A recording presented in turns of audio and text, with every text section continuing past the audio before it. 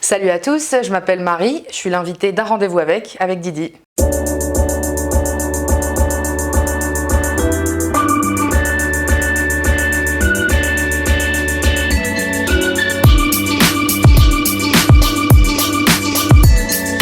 Bonjour Marie. Bonjour. Comment ça va?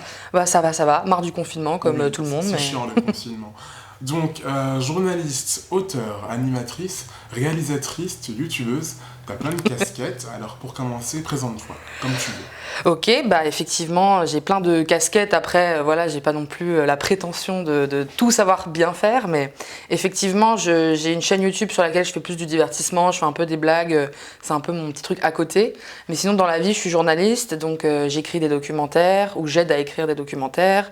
Je fais un petit peu de réalisation, je commence tout doucement, et voilà, c'est un peu ma petite présentation pro, quoi. On va parler de ton enfance maintenant. Tu étais quel genre d'enfant? Ah, j'adore cette question, j'ai toujours voulu qu'on me la pose. J'étais quel genre d'enfant? J'étais une enfant très à l'aise, qui parle beaucoup, qui aime bien prendre la parole.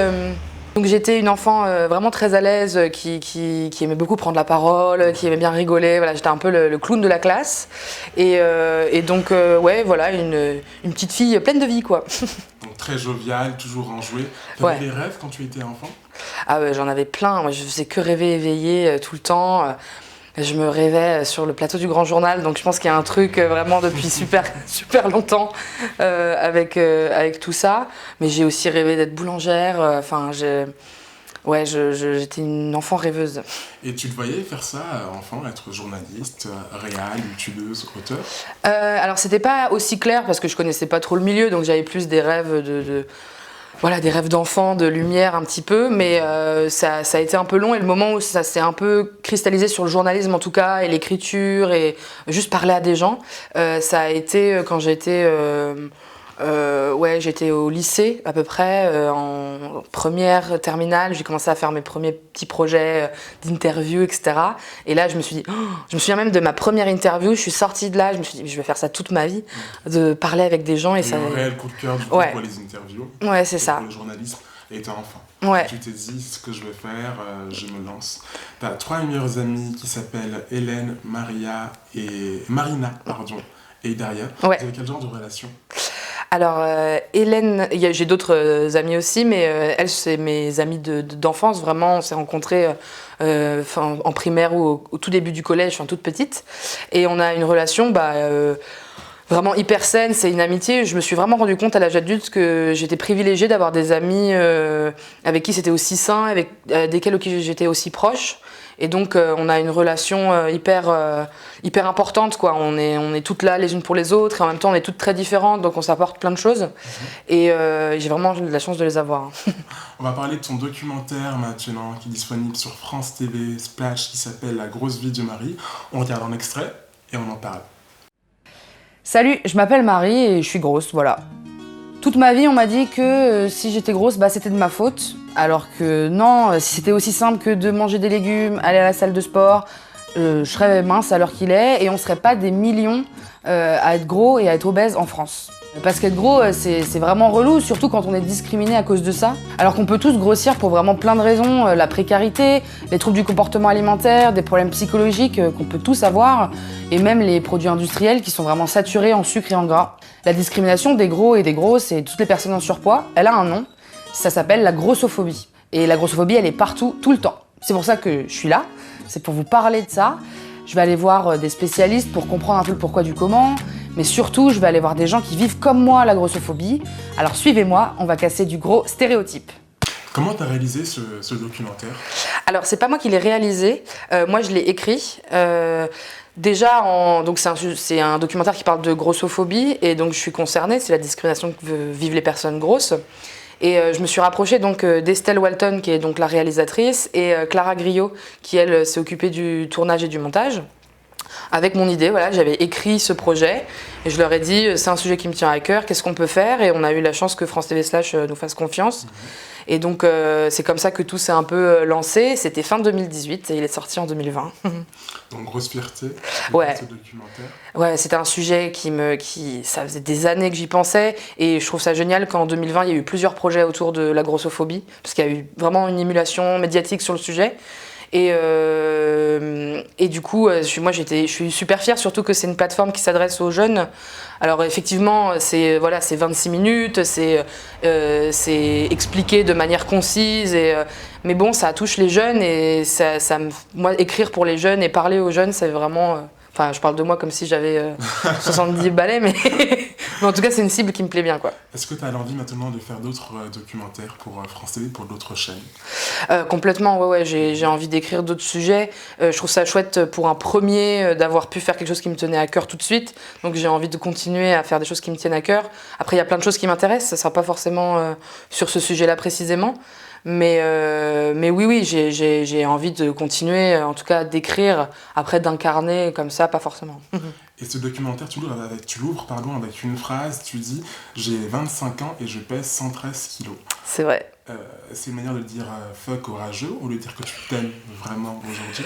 Je pense que c'était important de dire le chiffre parce que on est dans une société qui fait hyper gaffe à combien on pèse et machin, alors qu'en réalité c'est pas très important. Et même pour moi, c'est un chiffre que j'osais pas dire à ma famille ou à des gens, ou même le coup de chez le médecin, on te pèse à chaque fois, alors tu fais combien, etc. Et de dire bon bah voilà, je pèse tant, c'est bon, la question est répondue, et c'est pas pour autant que j'ai pas des choses à raconter, quoi. Et j'ai remarqué, tu dis aussi que gros n'est pas un mot. Ça veut dire quoi cette phrase? Gros n'est pas un gros mot, c'est surtout que c'est le nom d'un bouquin qu'a fait Gras Politique. Gras Politique, c'est les premières à avoir vraiment parlé de grossophobie dans les médias, et c'est elles qui m'ont même fait la révélation sur ce qu'était le sujet. Et elles disent que gros n'est pas un gros mot, et je pense la même chose parce que on l'a affilié à un truc négatif en disant ah sale gros, ah la grosse là-bas, etc. Un truc qui peut être une insulte. Et moi je dis non, je suis grosse, et c'est un adjectif qualificatif, les gars. C'est comme dire être grand, être mince, etc. Parce que tu dis toujours grosse, tu dis jamais ronde. J'ai remarqué ouais. Aussi. Bah parce que, alors après, je pense que chaque personne grosse vit les choses différemment. Moi, c'est un mot que je préfère me réapproprier, même si on m'insulte en disant ça, parce que je me dis, bah oui, c'est la vérité, je suis grosse, c'est comme ça que je me définis, et j'ai pas envie d'utiliser des mots un peu qui contournent le vrai mot, quoi, ronde, en embonpoint, un peu gourmande, j'en sais rien. Voilà. Mais par contre, je comprends que d'autres femmes ou hommes utilisent ces mots-là, parce qu'en fait, ils sont tellement fait insulter de gros dans leur vie qu'ils n'ont pas envie de l'utiliser, que ça leur fait trop de mal. Donc c'est un peu chacun fait comme il veut, voilà. Et comment tu t'es acceptée? Comment tu as eu une telle confiance en toi? C'est venu du jour au lendemain ou c'était un travail sur toi? Je pense que j'ai eu un truc dans l'éducation très chouette de bienveillance dans ma famille, etc., qui fait que j'ai pris confiance en moi très jeune. Après, c'est quelque chose sur lequel tout le monde travaille. Les gens qui ont le plus l'air d'avoir confiance en eux ne sont pas forcément ceux qui ont le plus confiance en eux. Et donc moi, j'ai eu un vrai travail, même à l'âge adulte, de thérapie, etc. J'ai beaucoup travaillé sur la question. Et ce truc-là de s'accepter, c'est aussi accepter qu'on ne s'accepte pas tous les jours. Alors, j'ai dit beaucoup trop de fois le mot s'accepter, mais de souffler un peu et en fait, être bienveillant avec soi-même. Et il y a ce truc-là de acceptez-vous, tout le monde est beau. En fait, si tu t'acceptes pas, c'est pas grave non plus. On peut pas non plus obliger les gens à s'accepter. Et voilà, je pense que je reçois énormément cette question-là. Hein. Comment tu fais pour avoir confiance en toi? Je fais déjà, j'ai pas confiance en moi tous les jours. Hein. C'est un travail sur le long terme. Et donc je sais pas trop comment répondre à la question, mais voilà. Tu as eu la chance de ne jamais avoir harcelé quand tu étais jeune. Pourquoi tu penses que tu n'as pas été harcelé, toi en particulier? C'est vrai que moi, j'ai pas vécu le harcèlement scolaire au sens où il y a eu quelques petits événements, mais sur toute ma scolarité, c'est vraiment rien. C'est-à-dire que c'est pas du harcèlement parce que ça n'a pas duré dans le temps. Je pense que j'avais un espèce de mécanisme de défense, de me moquer de moi-même pour pas qu'on se moque de moi, d'être la marrante, d'arriver du coup à me faire accepter que... Voilà, il y a un peu je trouve, pendant l'école ou le collège, il y a un peu ce rapport de force entre les forts et les faibles. Et Et c'est horrible, mais du coup j'essayais un peu de faire la forte, quoi. Même si en fait tout le monde se sent mal à ces périodes-là, tout le monde a ses problématiques, a ses trucs. Et donc voilà, j'essayais de me mettre du côté un peu des cools, des populaires, des machins, et ce qui fait que j'étais moins attaquable. J'étais pas une terreur non plus, hein, mais voilà, c'est peut-être ça qui a épargné ça. Mais j'étais pas dans un collège qui était particulièrement ouvert sur la question, par contre. Hein. Des fois, c'est assez compliqué le rapport avec la famille quand on est gros, obèse, avec des phrases du genre fais un régime, tu serais mieux quand si tu étais comme ça. Ça passait quand avec ta famille, avec tes proches? Ça a été ça aussi, puisque de toute manière, tout le monde a ce premier réflexe en fait de dire si t'es gros, c'est qu'il y a un problème, si t'es gros, il faut le régler. Et la manière de régler le problème, c'est de manger moins et de faire du sport et de faire un régime. Après, j'ai pas été dans un environnement toxique à propos de ça, mais c'est sûr que c'est beaucoup, enfin, dans ma famille, j'ai eu beaucoup de petites remarques, de petites choses, voilà, de trucs qu'il a fallu déconstruire avec le temps. Et moi, en grandissant et en me rendant compte que c'était pas normal, j'ai dit à ma famille, au fait, tout ça, c'était pas trop normal. Et ils disaient, ah oui, c'est vrai, on est d'accord. Et donc, ça s'est mieux passé par la suite. Ouais, mais c'est vraiment tout le monde. Hein. Tout le monde a ce premier réflexe de dire, c'est que c'est pas bon pour ta santé, donc il faut. Et en fait, c'est tellement plus compliqué que ça. T'as déjà subi de la discrimination? Ou quelque part? Déjà le fait que le monde soit pas fait pour mon corps, et encore une fois, il y a des personnes encore plus grosses qui ont moins accès à l'espace public que moi, etc. C'est déjà des mini-discriminations. Je peux pas aller dans un magasin et m'acheter des vêtements comme tout le monde parce qu'il n'y a pas ma taille. Donc ça, c'est l'exemple qui parle, c'est pas le plus grave, mais voilà.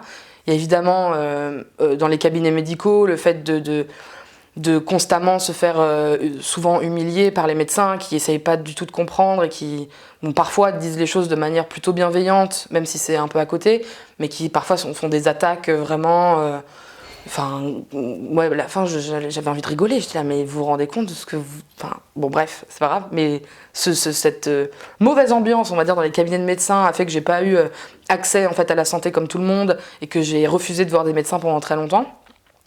Et sinon, après, à l'emploi, etc., moi, ça a été le contraire. Ça m'a apporté du travail, vu que j'ai parlé de ça.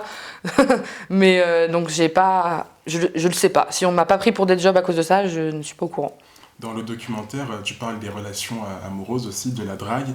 Et tu reçois des messages sur Tinder qui sont assez hard, du genre toi qui as l'air d'aimer la bouffe, tu dois bien sucer. Ouais. C'est incroyable de recevoir ça. Et j'en ai plein d'autres, hein. Vraiment, ouais. Alors celui-là, il était particulièrement salé. Vraiment, j'étais là, waouh, il y a de l'imagination, le mec. En plus, pas de bonjour, c'était vraiment le premier message. J'étais là, ouais, tu sais pas trop parler aux gens, je crois, va falloir faire quelque chose. Et en fait, il y a ce truc, surtout pour les femmes grosses, il y a un peu deux salles, deux ambiances. Soit on est un peu rejeté du truc, genre oh là non, pas du tout ma cam, moi j'aime que les femmes minces, etc. Où là tu te sens rejeté alors que t'as rien fait. Et de l'autre côté, ce qu'on appelle la fétichisation, c'est-à-dire que parce que je suis grosse, du coup je serai plus vulnérable, j'aurai plus d'appétit sexuel et blablabla, ou je ne suis qu'un corps. C'est-à-dire que je suis là pour assouvir le fantasme de... encore une fois, bonjour. Enfin, dites-moi bonjour avant tout. Et ouais, des commentaires sur mes seins, sur machin, ah, t'as l'air gourmande, ah, t'as l'air... ça me dégoûte et je suis là, laissez-moi tranquille, je suis juste Marie, c'est déjà bien. Et qu'il y a une certaine déviance par rapport à ça. Dans le porno, notamment, on voit beaucoup de catégories qui sont affiliées. Qu'est-ce que tu en penses de tout ça? C'est vrai que dans le porno, tout ce qui est en dehors de la norme d'une femme blanche et d'un homme blanc, direct, c'est des fétiches, c'est des dérives, etc. Enfin, c'est catégorisé, quoi. C'est-à-dire qu'il y a pas c'est pas un film normal s'il y a une femme grosse, c'est que c'est vraiment pour les gens qui aiment ça. Et du coup, je sais pas trop quoi en penser. Ce qui est étonnant, c'est la consommation de ces films-là par rapport au discours général, au discours dans les films, dans les médias. On voit très peu de personnes grosses, on parle très peu des personnes grosses. Dans les films, on les romantise jamais, ils sont jamais dans des relations amoureuses. Par contre, on voit que les films où c'est des nanas obèses, où en plus elles jouent tout parfois plein de clichés autour de l'obésité aussi, alors là, ça cartonne, voilà. Après, ça reste de l'ordre du fantasme et de l'ordre du machin, et donc ça, c'est hyper privé, et je dirais jamais à personne qu'ils n'ont pas le droit de regarder ces films ou de les faire, hein, vraiment. Et comment on peut lutter contre la grossophobie, contre tous ces clichés grossophobes, justement? Alors, c'est un long chemin, mais je pense que pour la plupart des gens, peut-être le premier truc, c'est de se dire que c'est pas de la faute de la personne. C'est-à-dire que être gros, c'est pas un manque de volonté. On est évidemment qu'il y a des histoires parfois de personnes grosses qui ont maigri en faisant du sport et en faisant des régimes. Ça arrive. Mais globalement, on sait que les régimes, ça fonctionne mal. Les régimes restrictifs, ça ne fonctionne pas. Et ça dérègle en fait le métabolisme. Et donc, c'est juste se dire que à la base, on devient gros pour mille et une raisons.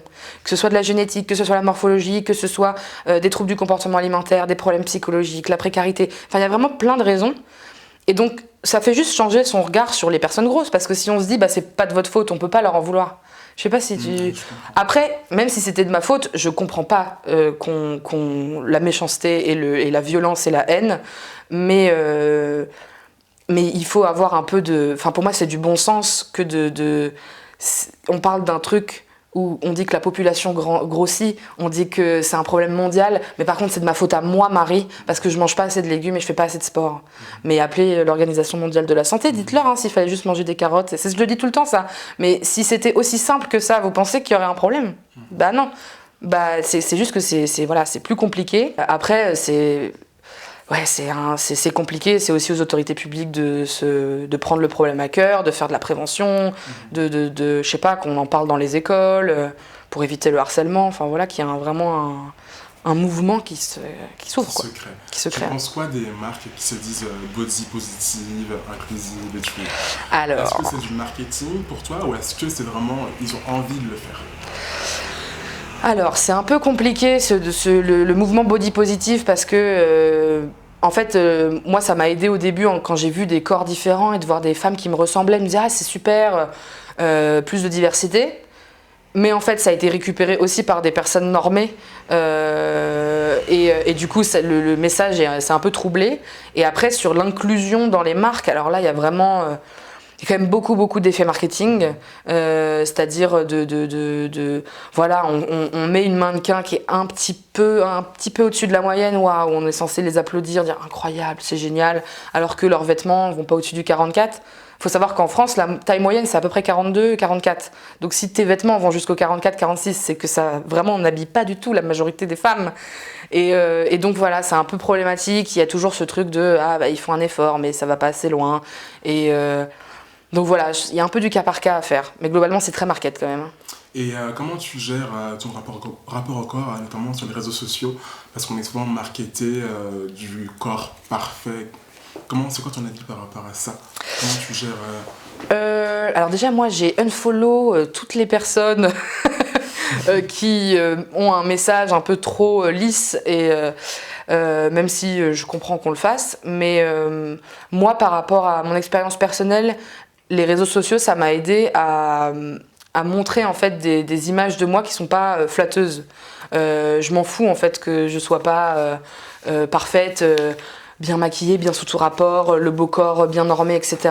Je trouve ça chouette qu'on puisse montrer ces corps-là aussi. Et après, chacun fait bien comme il veut, mais moi je m'en fous qu'on me mette une étiquette, vraiment il n'y a pas de souci. Dans le cinéma, dans les médias, dans les magazines, il y a peu de femmes rondes. Comment on peut changer ça? C'est toujours aux décideurs de prendre les devants et de laisser la place. Mais je trouve ça positif que, par exemple, que je sois interviewée, que je commence à avoir un peu des petits trucs en télé, etc. Donc, c'est-à-dire qu'on va mettre en avant quand même des gens différents. Mais comment est-ce que ça peut faire?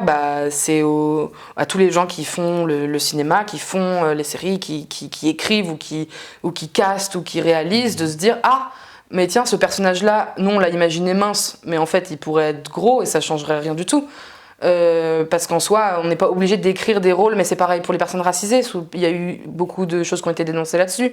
De toujours être dans le cliché alors qu'il n'y a pas... La France c'est pas ça la France. C'est pas ça le monde. C'est hyper bateau un peu, mais... alors comment faire, je sais pas, mais juste se poser la question. Faut bouger les choses. Faut bouger, ouais. T'es journaliste, autrice, comme je l'ai dit dans l'introduction. Comment c'est arrivé, tout ça? Attends, redis-moi, pardon. T'es journaliste, autrice. Ouais. Comment c'est arrivé, tout ça? Alors, c'est arrivé, donc j'ai fait des études de journalisme dans une petite école et c'est ça, juste dès le départ, je savais que je voulais faire ça, je savais pas encore comment, etc. J'ai eu une première expérience en télé où je me suis rendu compte que tout ce qui est long format, même le magazine, voilà, tout ce qui est qui prend le temps de raconter les choses, ça m'a tout de suite parlé, voilà, au bout de 2-3 ans d'études. Et après, voilà, je découvre les différents rôles, les différents c'est ça, les différentes casquettes et l'écriture c'est venu assez naturellement parce que souvent on devient journaliste enquêteur ou enquêtrice et donc on commence un peu à écrire puis petit à petit on écrit un scénario de documentaire et etc. Là, tu es aussi chroniqueuse sur Malagré TV, la chaîne de TV de Enora Malagré. Comment c'est arrivé? Alors avec Enora, c'est les tout débuts. Donc je sais pas si je peux raconter grand chose, mais en gros elle a fait un appel sur Instagram en disant on cherche des jeunes femmes et moins jeunes, on cherche des femmes tout court pour faire des chroniques, voilà, et raconter des choses et pas forcément des journalistes et pas forcément des gens qui passent bien à la télé. Candidater et on verra. J'ai candidaté en me disant on verra. Et j'ai eu des rendez-vous avec elle, des machins, des castings et tout. Et voilà, il y a la première émission qui est sortie et qui est dispo sur son site internet. D'ailleurs, Enora, tu viens quand tu veux. T'es la bienvenue, je passe le message. T'as ouvert une chaîne YouTube aussi durant le confinement. Et t'as ouvert une série un peu de vidéos sur YouTube qui s'appelle Un mari pour Marie. C'est ça. On regarde un extrait et on en parle. Mais moi, attends, excuse-moi. Excuse-moi. C'est le mari pour Marie avec François ou c'est le mari pour Marie toute seule avec Marie? C'est quand même incroyable, t'en as fait 8 des épisodes toute seule. Bonjour. Quoi? C'est toi qui commence? Bonjour. Un mari pour Marie, deuxième épisode avec un invité qui est François de Brouwer, mon ref. Absolument, je confirme. Comédien également. Donc j'ai que des comédiens dans mes potes et ma famille. Et d'ailleurs c'est aussi la voix du générique. Et on lance quoi? Le générique. Alors parlons un peu plus de Un mari pour Marie. C'est génial, moi j'adore le concept. Ah c'est cool, merci. Un mari pour Marie, donc c'est arrivé effectivement pendant le confinement, je m'ennuyais beaucoup, j'avais pas de boulot et j'avais envie de faire des blagues, globalement j'ai un peu pris goût aux face caméra, etc. Et donc j'ai commencé d'abord, je faisais des petits vlogs machin et à un moment j'ai commencé à commenter mon Tinder, nos applications de rencontres, il n'y a pas que Tinder, il y en a d'autres, et à faire des commentaires sur les profils et ça a commencé à faire rire les gens. Donc j'ai vraiment fait le concept en me disant écoute, on va pousser le cliché au plus loin, on va dire que je cherche un mari, je cherche pas un mec, je veux un mari. Tu veux un époux, ouais, un époux, la bague au doigt, évidemment j'exagère beaucoup pour les vidéos. Et donc je me filme en train de, évidemment tout est anonyme, je dis pas c'est tel mec il habite à tel endroit, mais je fais un peu des petites blagues parce que quand même parfois il y a des profils qui sont étonnants, qui sont rigolos. J'essaye d'être quand même bienveillante, j'espère que je ne suis pas méchante non plus gratuitement. Ok, cool. Mais voilà, je fais des petites blagues, même moi, il y a un peu un truc un peu pathétique de la nana qui cherche désespérément un mec et du coup, mais en même temps, elle a les idées un peu claires sur ce qu'elle veut ou pas. Et surtout, même faire des blagues en message, moi ça me fait trop rire, j'ai pas beaucoup de... Je me dis pas, oh la honte, qu'est-ce qu'il va penser de moi, je les connais pas, donc je leur fais des petites blagues. Eux, j'espère que ça les fait marrer. Et voilà. Qu'est-ce que dirait la Marie de 8 ans à la Marie d'aujourd'hui? C'est une question vraiment bateau, les journalistes. J'adore. Qu'est-ce qu'elle dirait la petite Marie? La Marie de 8 ans. 8 ans, qu'est-ce qu'on fait à 8 ans? La Marie de 8 ans, je pense déjà, elle me verrait, elle dirait t'es allée beaucoup à la cantine quand même. Parce que la Marie de 8 ans, elle est pas très ouverte d'esprit, je pense, sur ces questions-là. Et par contre, je pense que la Marie de 8 ans, elle dirait ouais, t'as l'air d'être super heureuse, de faire plein de trucs, c'est cool. Et comment t'as fait? Je sais pas. Comment t'es arrivée là? Dis-moi tout. C'est ça. Qu'est-ce que je dois faire pour faire ça? Et ouais, qu'est-ce qu'elle dirait la Marie de 8 ans? C'est une bonne question. Hein. Elle serait fière de toi? Ouais, je pense. Elle serait contente. Moi, elle se dirait allez, il faut mettre un peu les bouchées doubles et avoir encore plus de projets, etc. Mais enfin, non, ça c'est moi de 25 ans qui me dit ça. Elle était aussi heureuse à l'époque, la Marie de 8 ans, que celle d'aujourd'hui? Ouais, je pense que quand j'étais petite, j'étais heureuse. Ouais, ça. Puis 8 ans, il y a encore beaucoup d'innocence, beaucoup voilà, loin des problèmes. Je pense qu'elle se dirait ça, elle dirait ça a l'air relou tous tes trucs là, les impôts, les trucs de Pôle emploi, s'actualiser, c'est quoi? Voilà. Et tu dirais quoi, toi, à la Marie ado de 15 ans? À la Marie ado, je lui dirais aujourd'hui, arrête de te prendre la tête avec ton poids, faut arrêter d'y penser tous les jours. Il faut arrêter de t'imaginer mince tout le temps, parce que c'est à 15 ans, moi je me disais l'année prochaine je suis mince. Je vais rentrer en septembre, mince, ce que je disais c'est que je rêvais beaucoup. Je faisais des rêves éveillés, voilà, où je faisais plein de trucs, je rencontrais des stars et machin. Et dans mes rêves, j'étais tout le temps une femme de 25-30 ans mince.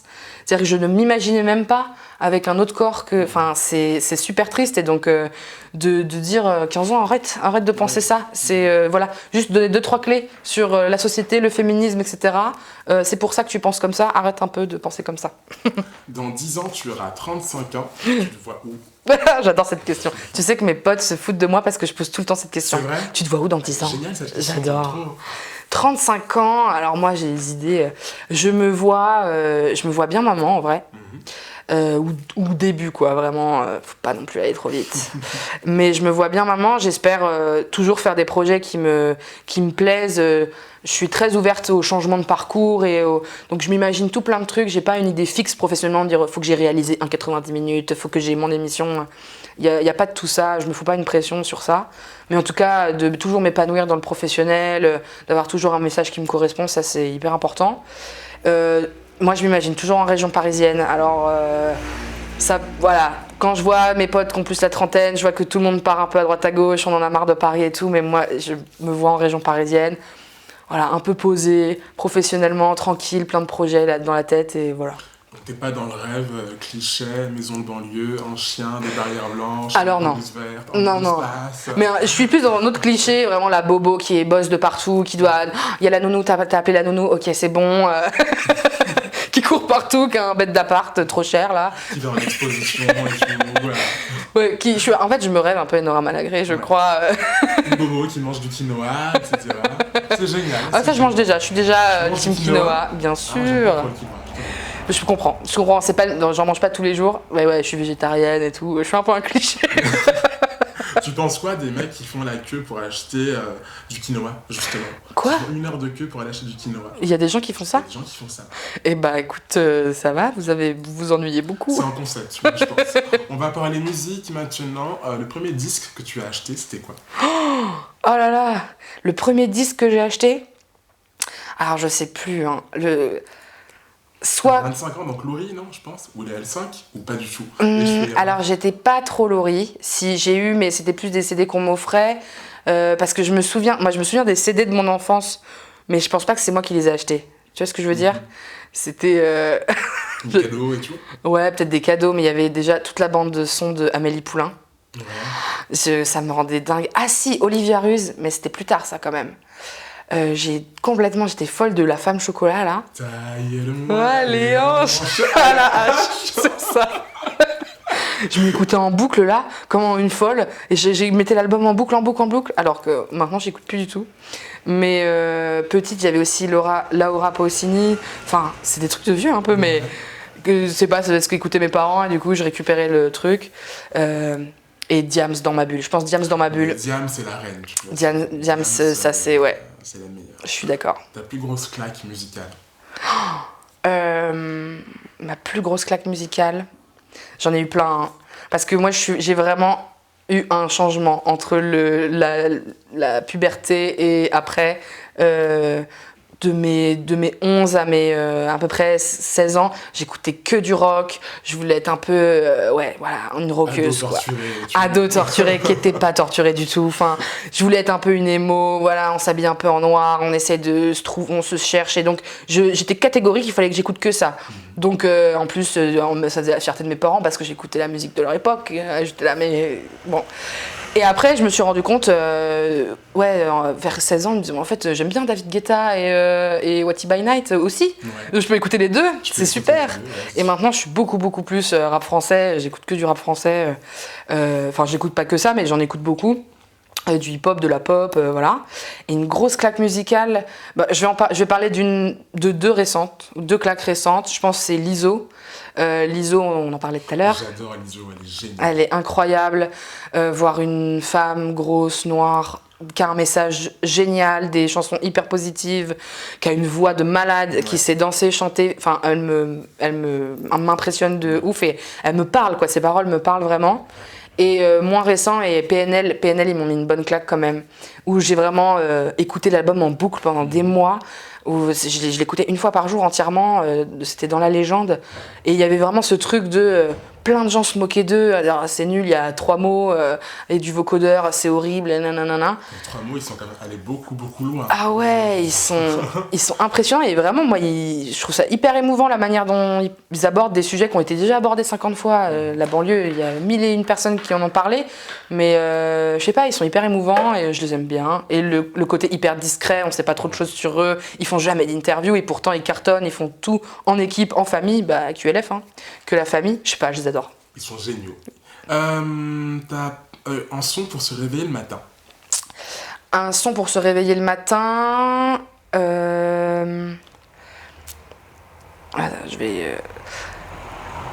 Eh bien, je vais prendre Doja Cat. Ça se dit comme ça? Oui, c'est comme Doja Cat, Boss Bitch. Parce Non, c'est I'm a bitch, I'm a boss, I'm a bitch, I'm a bitch. Ça, c'est un bon truc pour se booster le matin. Un son à écouter sous la douche, du coup, le même. Sous la douche, non, on va changer. On va mettre un truc un peu... par exemple, comment elle s'appelle la chanson de Britney? Elle s'appelle Believe, non? Je vois pas du tout, là. Tu sais, moi, à part Baby One More Time, vraiment... Alors attends, je vais en trouver une chanson, tu vois, c'est un peu une chanson où on peut gueuler un peu dans le micro. Putain, j'ai envie de regarder mon Spotify. Vas-y, regarde. Je regarde. Regarde. Attends, ça va être plus simple. Hop là. Comme ça, je sais exactement ce que j'ai écouté là récemment. Et tu sais Every Time de Britney Spears, elle est incroyable cette chanson. Elle est incroyable. Un truc où on peut hurler un peu. Et je vais... Ok, Ariana Grande et POV de Ariana Grande. Voilà, dernier album. Il est génial aussi. Une chanson à écouter en voiture. À écouter en voiture, Booba, laquelle DKR, je pense. Ouais. C'est un bon son de voiture. C'est pas le quartier qui me quitte. C'est moi, je quitte le quartier. Une chanson... Non, la plus belle chanson de tous les temps, pardon. La plus belle chanson... Alors moi, il y a vraiment plein de chansons qui me touchent beaucoup, mais je pense que la chanson des vieux amants de Jacques Brel, elle est quand même magnifique. Alors ça, c'est pas la référence la plus actuelle du monde, mais c'est une très belle chanson. Ouais. Une chanson à écouter bourré. À écouter ivre. Italia de Jul. Tout ce qui est Jul, toute la playlist de Jul, faut l'écouter bourré. Une chanson qui te fait pleurer. Alors pareil, il y en a plein. Une chanson qui me fait pleurer. Je réfléchis un tout petit peu. Je pense récemment, alors je sais pas si c'est la chanson qui me fait le plus pleurer au monde ou quoi, mais récemment, une qui me fout un peu les frissons, c'est Keep Holding On de Avril Lavigne. Donc c'est vraiment ce que j'écoutais dans la période où Ardo torturé. Mais c'est un joli message qu'elle dit à quelqu'un de garder la tête haute en gros et que ça va aller. Et elle est jolie. Si tu devais envoyer un album, une chanson aux extraterrestres, ce serait quoi? Oh waouh! Est-ce qu'il parle anglais? On va dire qu'il parle anglais. On va dire qu'il parle anglais. Ok, c'est ça. Donc je veux pas que j'envoie un album français. Sinon ils vont pas... Parce que ça aurait été drôle d'envoyer On m'appelle l'OVNI, tu vois, un truc comme ça, un choule aux extraterrestres. Mais sinon, je leur enverrais un album entier. Ou une chanson. Ou une chanson.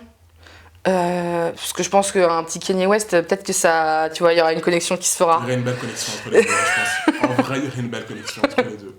Ça peut matcher. Et pour finir, le dernier son que tu as écouté sur ton téléphone portable. Et bah du coup, je vais regarder. J'espère que c'est pas la honte. C'est un peu la honte, mais ça va. C'est Meghan Trainor, je sais pas si tu vois. Et c'est Dear Future Husband. Ah, je connais pas celle-ci. Et bah elle fait une petite lettre à son futur mari. Et en plus, je suis pas trop d'accord avec ce qu'elle lui dit, mais enfin, je sais pas ce que moi j'aurais dit à mon futur mari, mais c'est un peu drôle. Donc, si vous n'avez pas compris, je cherche un mari. Donc, j'écoute des chansons. Dans les commentaires. Vous mettez votre âge, votre profession, signe astrologique. Très important, le signe astro.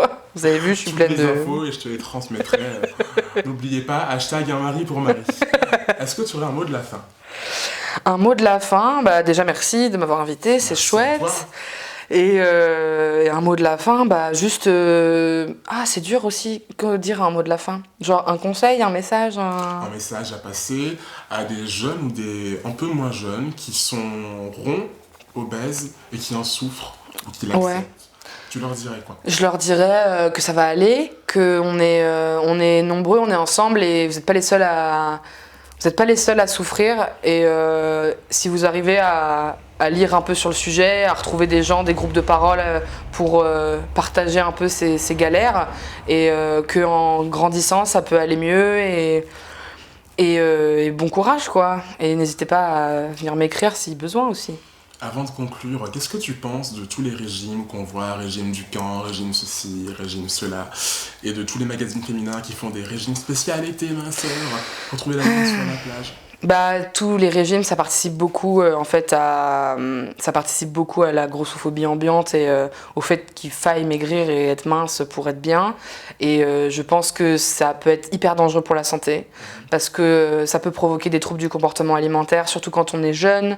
Ça peut déséquilibrer la morphologie et vraiment faire l'effet inverse, hein, parce que, enfin, je vais pas rentrer dans la science, mais en gros, un corps gros qui arrête de manger, vraiment qui mange de manière très stricte d'un coup, son corps pense qu'il y a un état un peu d'urgence, il va faire l'effet inverse, il va pas en prendre, on perd du poids au début, mais c'est pas sain quoi. Et donc je pense que le mot régime, il faut l'enlever et du vocabulaire même, enfin bon, bref, j'ai un avis un peu ferme là-dessus, parce que ça fait plus de mal que de bien. Et est-ce que tu aurais un invité à me conseiller pour le prochain numéro d'un rendez-vous avec? Un prochain invité à te conseiller... Ah, il y en a plein que j'aime bien. Je peux tous les dire, hein. Fais une grande liste. Ouais. Bah, je sais pas, une situation. Léna, j'aimerais trop la voir. Ouais, bah, moi aussi. Hein. Quand j'aurai mon truc aussi, je vais avoir Léna. Bilal Hassani, toute l'équipe, Spark Dice, etc. Sinon, peut-être des un peu moins fame. Qui peut y avoir? J'ai que des gens inaccessibles là, qui sont accessibles à un moment, mais désolé, hein, je réfléchis un peu. Ah, c'est compliqué. Le temps que tu réfléchisses à un invité à recevoir. Merci à vous d'avoir suivi cette interview. On se revoit très très vite dans un rendez-vous avec. Bien sûr, abonne-toi à la chaîne YouTube. Bien sûr, sur Instagram, je le mettrai juste là.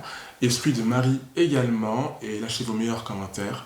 Et du coup, tu me retrouves... Eh bien, je m'arrête sur Bilal Hassani. Bilal Hassani. Ouais. Bilal, tu nous regardes. On t'attend ici. À bientôt les gars, au revoir.